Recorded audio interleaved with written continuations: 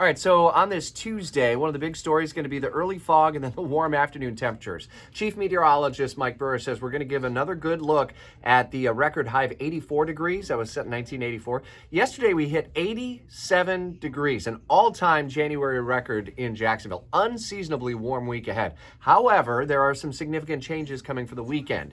If you listen to Mike's daily podcast, which I always do on my drive into work, you can get it in the WOKV app on demand section or also at WOKV.com.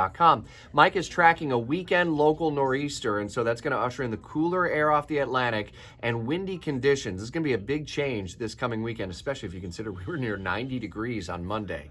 The rest of the week, though, looks above average. Multiple storylines we're following for you. Breaking out of Lakeland, where police continue to search for at least 4 gunmen in a drive-by shooting that occurred in a quiet residential area, evidently last night.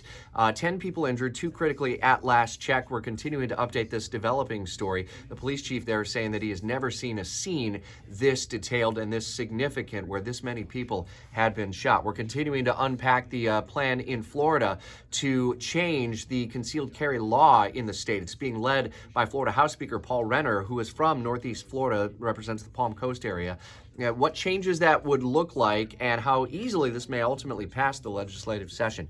And ongoing storyline that we'll continue to follow for you will be the road construction infrastructure investment that Governor DeSantis just announced on Monday. And that would infuse some $7 billion in spending to speed up construction across the state. Why Northeast Florida projects are not involved. Part of the storyline we're following for you on Jacksonville's Morning News.